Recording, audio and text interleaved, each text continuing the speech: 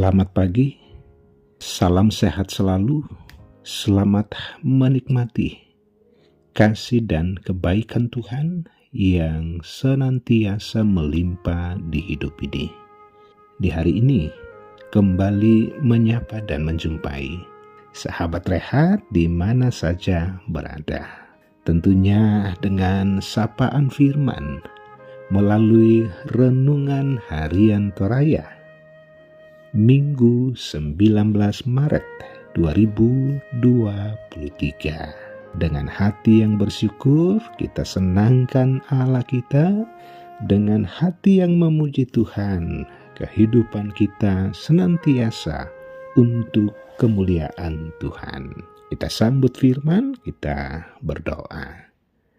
Allah Bapa di sorga, firman-Mu kembali dilayankan di kesempatan ini. Bekerjalah dengan kuat kuasa Roh Kudus-Mu, supaya firman ini menjadi berita sukacita, berita yang menguatkan dan mengokohkan iman kami di dalam mengiring Tuhan, secara khusus nyata melalui kehidupan kami sehari-hari. Di dalam nama Tuhan Yesus. Amin. Efesus 4 ayat 17 sampai 32. Manusia baru, sebab itu kukatakan dan kutegaskan ini kepadamu di dalam Tuhan, jangan hidup lagi sama seperti orang-orang yang tidak mengenal Allah dengan pikirannya yang sia-sia dan pengertiannya yang gelap jauh dari hidup persekutuan dengan Allah, karena kebodohan yang ada di dalam mereka dan karena kedegilan hati mereka. Perasaan mereka telah tumpul sehingga mereka menyerahkan diri kepada hawa nafsu dan mengerjakan dengan serakah segala macam kecemaran. Tetapi kamu bukan demikian, kamu telah belajar mengenal Kristus, karena kamu telah mendengar tentang Dia dan menerima pengajaran di dalam Dia menurut kebenaran yang nyata dalam Yesus. Yaitu bahwa kamu berhubung dengan kehidupan kamu yang dahulu harus menanggalkan manusia lama yang menemui kebinasaannya oleh nafsunya yang menyesatkan, supaya kamu dibaharui di dalam roh dan pikiranmu, dan mengenakan manusia baru yang telah diciptakan menurut kehendak Allah di dalam kebenaran dan kekudusan yang sesungguhnya. Karena itu buanglah dusta dan berkatalah benar seorang kepada yang lain, karena kita adalah sesama anggota.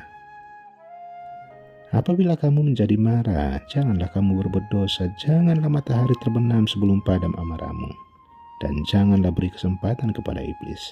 Orang yang mencuri, janganlah ia mencuri lagi, tetapi baiklah ia bekerja keras dan melakukan pekerjaan yang baik dengan tangannya sendiri, supaya ia dapat membagikan sesuatu kepada orang yang berkekurangan. Janganlah ada perkataan kotor keluar dari mulutmu, tetapi pakailah perkataan yang baik untuk membangun, di mana perlu, supaya mereka yang mendengarnya beroleh kasih karunia. Dan janganlah kamu mendukakan Roh Kudus Allah yang telah memateraikan kamu menjelang hari penyelamatan. Segala kepahitan, kegeraman, kemarahan, pertikaian, dan fitnah hendaklah dibuang dari antara kamu, demikian pula segala kejahatan. Tetapi hendaklah kamu ramah seorang terhadap yang lain, penuh kasih mesra dan saling mengampuni, sebagaimana Allah di dalam Kristus telah mengampuni kamu. Amin. Hidup sebagai manusia baru. Sobat rehat, sesuatu yang baru diperkenalkan tentunya selalu menimbulkan paling tidak 3 sikap atau respon dari orang yang mendengar atau melihatnya. Yang pertama, pastilah penasaran, tertarik dan ingin mencobanya. Yang kedua, bisa saja tidak peduli karena baginya yang lama atau yang baru tidak ada bedanya. Pun kalau ada bedanya, hanya beda-beda tipis. Dan yang ketiga adalah sikap negatif dan tidak percaya, khususnya bagi orang-orang yang sudah berada dalam zona nyaman. Dalam perikop bacaan kita, Paulus memperhadap 2 bentuk dan model kehidupan yang lama dan baru dengan contoh-contoh konkret. Sehingga kita tidak ragu lagi dan dalam menilai dan memilah mana bentuk kehidupan manusia lama dan mana bentuk kehidupan manusia baru.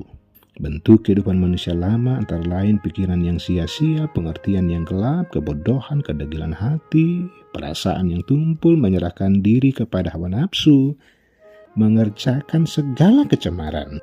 Jelas di ayat 18-19.